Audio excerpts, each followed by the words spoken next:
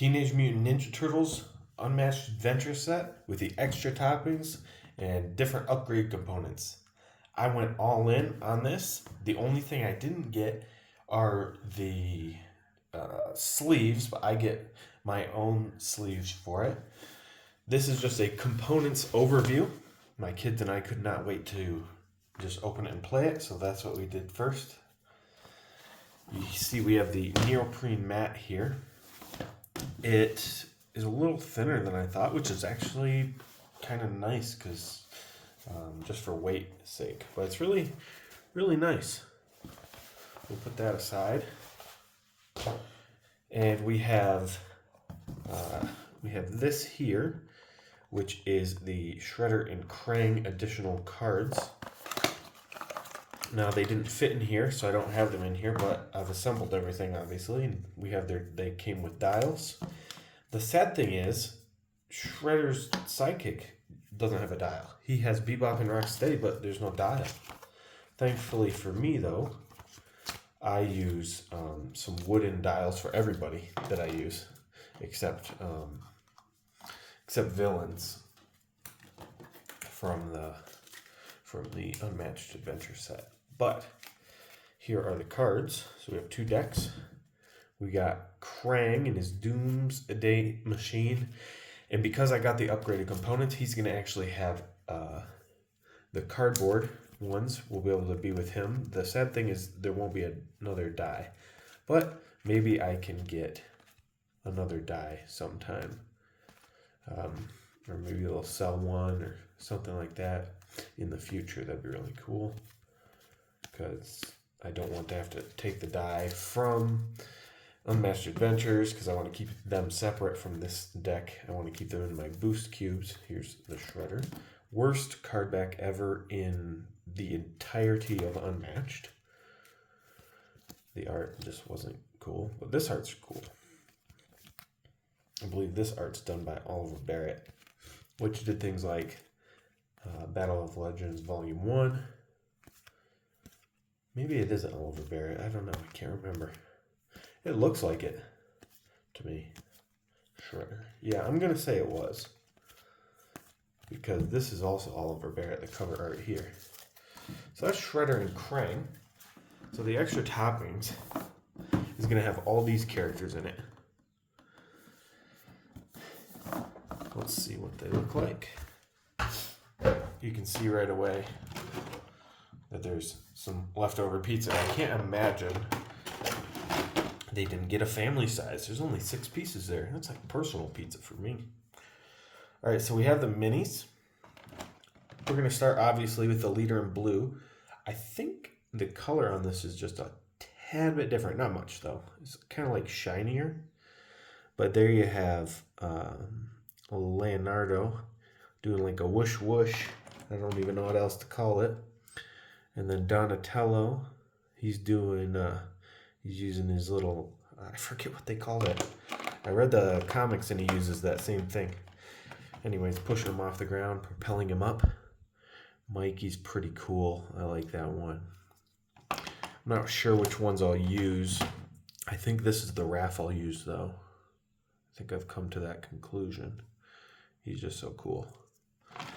And then their sidekicks, of course, we got Master Splinter. He looking cool. I don't know what else to say. I mean, look at that. He's got the manhole cover on his back for a shell. Then we got the Michael Jackson style Leaning April. And then we got Casey Jones and his bag of sports stuff. Then we have Super Shredder, which I'd rather use Super Shredder for the villain in Adventures than the other Shredder for the actual character. Krang is fine as is. I think I want him on this base, but that's what I'm saying. Like, I want to change the base out. I don't think that's possible though, because the other bases are octagons. There's Bebop and Rocksteady. I said octagon. These only have 6 sides, not 8. My bad. There's a wing nut and this little guy on the shoulder. He's got some detail there on the wings. They're like mechanical. Then we have the Rat King. Look creepy. He's got a pile of rats there on the bottom of his base. Baxter Stockman. He's got human arms and fly arms, and then he's got his mousers that he made down there below. That's cool detail. Slash. Big old Slash. Snapping turtle. And then my favorite villain to play against in this, Leatherhead. Really cool. So that is the extra toppings minis. Then we get into the meat of it here. Well, I'm not going to flip it over because that's just too dangerous. But there's one of the sides. There's another one of the sides. It's just art from the cards that they use, you know, from the sides. So that's that. Again, here is more art from the sides. These are just going to be the characters. And it'll repeat on both sides, so I'm not showing both. Or all 4. Inside, we're going to find the core rules that come in all the Unmatched sets these days. We are going to have the set rules, specifically for the turtles. And we are going to have the adventure rule book. This is important. Take a look at all the components. The different setups for Shredder and Krang. The initiative cards and how they work. Foot soldiers.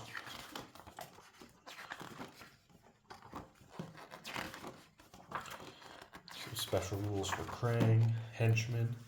Adding allies. Alright, and then we already saw this, but I'll open it up. I think the coloring is just a little different. Not really a problem. I don't think it's even that different. You can see it's a little bit more vibrant here on the neoprene. Especially with the red, you can see it, I hope. At least on camera, I hope you can see it. But that's kind of how all the colors are. Especially on this side where it already has vibrant colors. But really cool looking board. The maps are really nice. I played now on both of them, and super fun. And as you saw, the cards are in a mess because they do not sit in the recesses well with sleeves. And I imagine, just because I've experienced that even with time, it's not going to be that great. I think they're still going to slide around. Thankfully, I have another storage solution because I don't think I'll be using this box. Spoiler alert, this box is kind of garbage and not designed good enough. We got spaces for each of the sidekicks.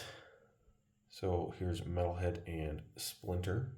And you can see where they go because they have M, R, D, and L. There's those guys. Take a look at the minis. There's Mikey. He's kind of doing the same thing on the other one, except this one he's a pizza and no boost from his skateboard. And then same for him. He's like kind of doing the same thing, jumping, except he's on a rooftop, it looks like. Oops. Instead of coming out of the sewer, which I like the sewer, as I said. And I kind of just like the simplicity of Leo here without the swoosh. That's probably who I'll be using is that one. And then, of course, here we got Donatello. That one's cool looking too. That one's going to be a harder one to decide on, but I'll probably go with this one. Right here, you can see there's a little spot for the player order tokens. They fit right in there. And then the initiative cards, and I've already sleeved them. You see them puffing up a little bit. We have all the henchmen here. Then we have Krang. He's going to start with 2. Shredder, he's going to start with 2. And then here's your initiative for your own characters that you'll assign. That's what the tokens are for. And then we have something called henchmen and allies. Now, henchmen do bad things, such as the villain recovers a health when it shows up, stuff like that. One player discards a card. And so you're going to be trying to go around the board and prevent them from coming out, while simultaneously trying to get the heroes to come out, which do good things, like a hero psychic may recover 1 health. Each player may draw a card, which is a really good effect. So those are them, and then here's the card that the friends in odd places that kind of dictates or tells you what to do as far as adding new characters and stuff, or new allies or henchmen. So we got the second recess here, and you can see I've already put stuff. They have these 2 spots for the Shredder and Krang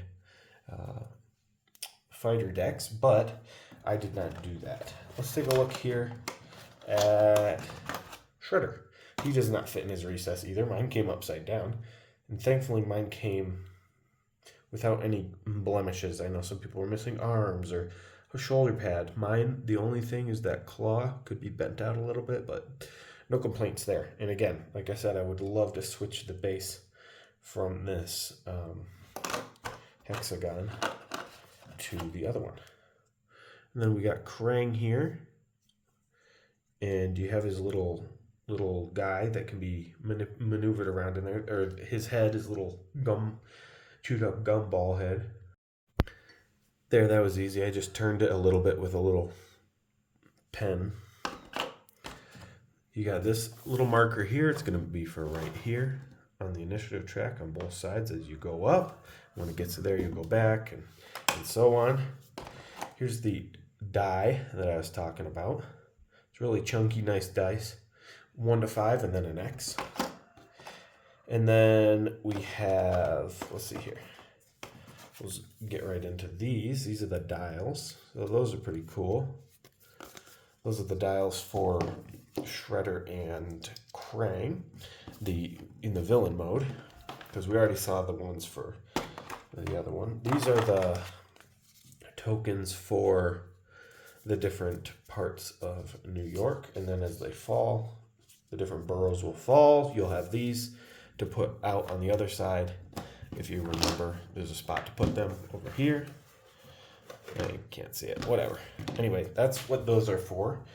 And then we have these cardboard tokens that the regular one will come with, but I have upgrade tokens. I'll be showing them as we go along. But these are for his doomsday devices. They'll go here.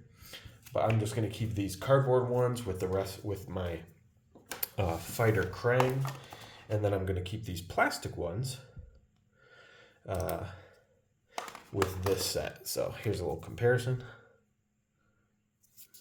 At a glance, you can't really tell, right? But obviously one's plastic, one's cardboard. Again, with more cardboard and plastic, these are meant to go here. And then when you finish them, you would flip them over. And then that would be, or when they're like this, and then they go into Dimension X. And Dimension X on this map is slowly coming across, and then he wins when Dimension X gets there. But that's what these are for as well. They don't work that great, but they're cool because they're more durable, and they're going to work the same. They essentially go right over top of those as you go along, and that is Dimension X. Okay, so then over here, I've put, like I said, these decks are supposed to just fit right in here, right? And they do, but the stupid thing is these dials do not fit in here. You're gonna have to melt that or something. And again, over here, I put the coin. We'll look at that while I'm talking. But it doesn't fit. So I just throw the coin in there, and then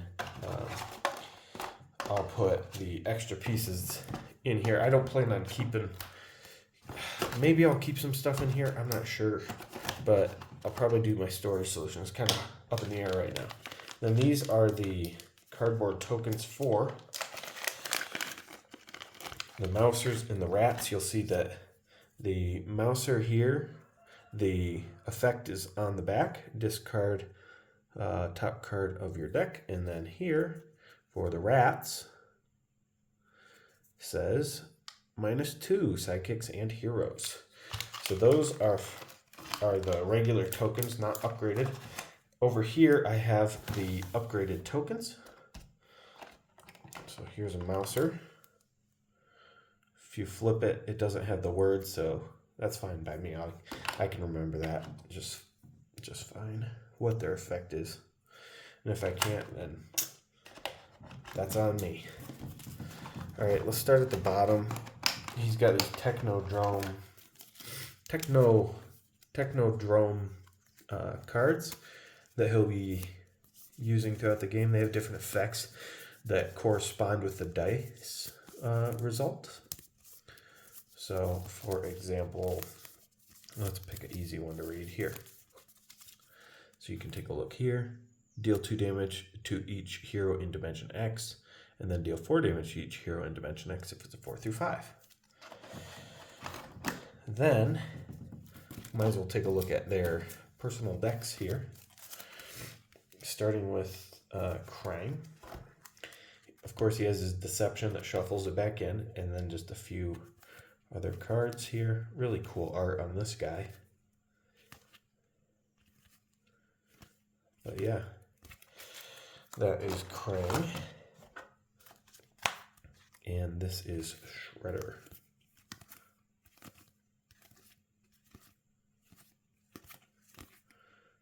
There's his Deception. Again, not a cool card back on him either, but at least it matches. Let's take a look at his Foot Clan. He's got a bunch of them here, as you can see.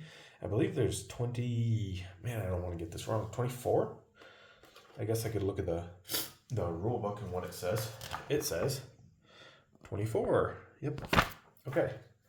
But this is it. This is the entrenched side, but this is the regular side. So once they're like this, you're able to remove them. But once they're like this, you're taking damage when you go over them, and you can't remove them. That's scary. Speaking of which, we have a whole recess here full of these guys. I plan on painting. I'm not sure I'll paint these guys. I gotta do something though. These guys don't have swords, so they'll be like the purple side. And then the guys with the swords will be the entrenched side. And finally here we have the minions. Look at that. My fat thumb won't allow me to grab the... It's just, it goes to show a little bit of the design here. This is my least favorite thing to do. Take one card and try to get... I can't get it out. And of course I don't want to ruin it. There, got it. Little Baxter Stockman. I might stick something on the bottom there to raise it up a little. So let's take a look at all these guys, starting with Baxter Stockman.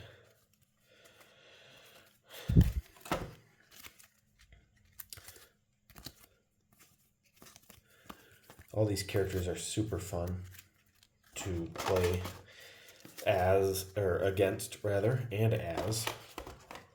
Here's a Wingnut. Super fun to play as and against. Really, I'm going to do a review later.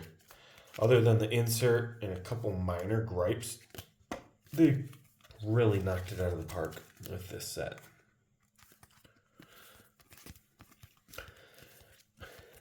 I mean, maybe some people think that they're more than a minor gripe. There's this card back. Like the things not fitting in here very well. And then for me, just, I think Bebop and Rocksteady should have had a dial. I know it's extra, but... Oh, and not just the dial, but I think a token. Because what am I supposed to do? Use the... I don't know. I'm just big on matching, I think. And... Here's Bebop and Rocksteady. I'm big on matching. And when you have Shredder walking around with his purple base and then his sidekick as a pink base, it's just weird to me. Here's my favorite minion. So I'll show you what I mean. This is Shredder, and then here's a sidekick, Bebop and Rocksteady, right, for his card. And that's what I'm supposed to use. And I'm supposed to use his little health dial, too. I mean, that one's fine. The health dial, I guess, is a little bit more understandable because it's there, but this doesn't even match at all. I'm supposed to just play like that. I think that's stupid. I know it's an add-on, and I shouldn't complain probably because it's an add-on, but I'm complaining. I've already thought of different ways to fix that myself. Maybe add another Bebop and Rocksteady token, which is probably what I'll do. Make my own. I'm already making my own for the custom sets that I'm doing, so might as well just add it there. And then of course we have the dials for all the minions. Cool. Anyway, that is pretty much everything that it has to offer. It also came with some what do they call them? Promo cards, which I have. I'm going to go over these later, so we won't be doing that now. And it also has foils. But if you got the all-in, that's what you're going to be expecting from the set. Seems like a great set so far. I'll let you know more about it as I play more, and look for a review in the near future. Comment your thoughts down below and what you think of everything, whether you have nitpicks or praise for it, and in what regard. Go ahead and let me know down in the comments below. And who is your favorite fighter? Who is your favorite mini? Which one are you going to play with for each of the turtles?